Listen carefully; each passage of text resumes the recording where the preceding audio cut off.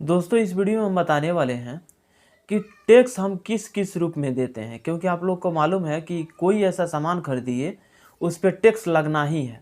जब हम बिस्किट खरीद रहे हैं उस पर टैक्स लग रहा है, कोई बिजनेस कर रहे हैं उस पर हमको ITR फाइल करना पड़ता है, या हम कोई प्राइवेट जॉब कर रहे हैं तो उसमें हम सोचते हैं कि नहीं हम टैक्स से नहीं दे रहे हैं, या सरकारी जॉब कर रहे हैं तो उसमें सोचते हैं कि नहीं हम टैक्स नहीं दे रहे हैं। लेकिन किस रूप में कौन सा टैक्स कटता है, या अगर प्राइवेट जॉब कर रहे हैं तो उसमें टैक्स कितना कटता है, सरकारी जॉब करते हैं तो उसमें टैक्स कितना कटता है, कोई बिजनेस करना चाहते हैं तो उसमें टैक्स किस प्रकार से देना पड़ता है, सभी जानकारी आज टैक्स के बारे में हम बताएंगे। TDS के बारे में, ITR के बारे में। वीडियो में आगे बढ़ने से पहले आप लोग से छोटा सा रिक्वेस्ट है कि अभी तक मेरे चैनल को सब्सक्राइब नहीं किया था सब्सक्राइब कर लीजिएगा, बेल आइकन को प्रेस कर लीजिएगा ताकि सभी नोटिफिकेशन आप लोग को मिलता रहेगा। बहुत सारे मेरे भाई बंधु ये सोचते हैं कि हम प्राइवेट जॉब कर रहे हैं, सरकारी जॉब कर रहे हैं तो उसमें हमको टैक्स नहीं कट रहा है। PF सब कोई जानता है, PF सब कोई जानता है कि मेरे जो सैलरी है उसमें से PF कटता है, PF काट करके मेरे पास आता है। लेकिन ये नहीं जानकारी रहता है कि उसमें से TDS भी कटता है। TDS एक टैक्स है जो कि सरकार के पास जाता है, इनकम टैक्स डिपार्टमेंट के पास जाता है। तो TDS किस प्रकार से कटता है? जब मैं पैसा देता ही नहीं हूँ, TDS भरता ही नहीं हूँ, तो मेरा जो TDS है किस प्रकार से जमा होता है? तो आप लोग को बता दूँ कि रजिस्टर्ड कंपनी होती है तो उस कंपनी में बहुत सारे एम्प्लॉय काम करते हैं। किसी की सैलरी 20,000 रहता है, किसी की सैलरी 10,000 रहता है, और किसी की सैलरी 1-1 लाख रुपये रहता है।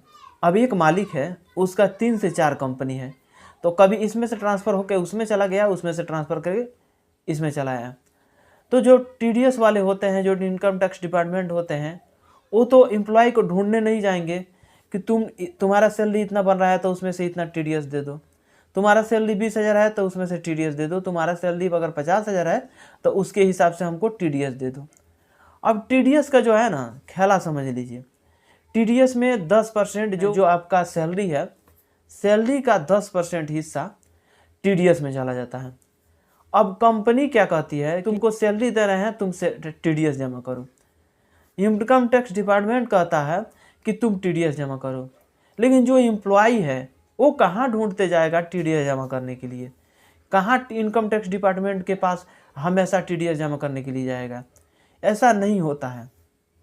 जो इनकम टैक्स डिपार्टमेंट के एम्प्लॉय हैं वो बहुत ही चालाक होते हैं और बहुत ही होशियार होते हैं। उन लोगों को ये बताया जाता है कि आपको TDS लेने के लिए किसी भी एम्प्लॉय के पीछे दौड़ना नहीं है, किसी भी एम्प्लॉय को तंग नहीं करना है, किसी एम्प्लॉय से लेना नहीं है। अब जब लेना नहीं है तो TDS मेरा जमा कैसे होता है?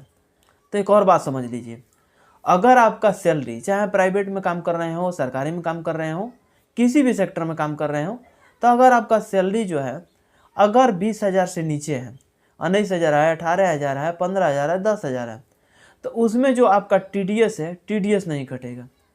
सरकार ये कहती है कि अगर आपका सैलरी 20,000 से ज़्यादा है तो उसमें आपका TDS कटा जाएगा, यानी टैक्स कटा जाएगा। अगर उससे कम का है तो उसमें 1 रुपया का TDS नहीं कटेगा। अब 20,000 से ज़्यादा का सैलरी है तो उसमें TDS आपको जमा करना पड़ता है। तो जमा कैसे होता है? अब किसी कंपनी में काम कर रहे हैं, तो कंपनी में जब काम कर रहे हैं तो कंपनी को जो इनकम टैक्स डिपार्टमेंट होता है वो बता देता है, TDS वाले बता देते हैं कि आपको जो है कुछ करना नहीं है।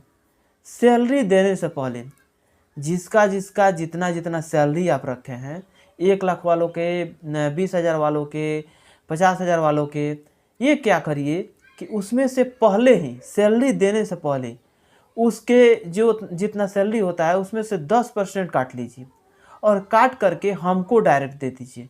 एक और बात समझ लीजिए, सैलरी भले ही आपका 1 तारीख से लेकर के 7 तारीख के बीच में, 10 तारीख को, 12 तारीख को आपका सैलरी मिलता है, लेकिन जो TDS होता है 1 तारीख से लेकर के 5 तारीख के बीच में जमा कर देना रहता है।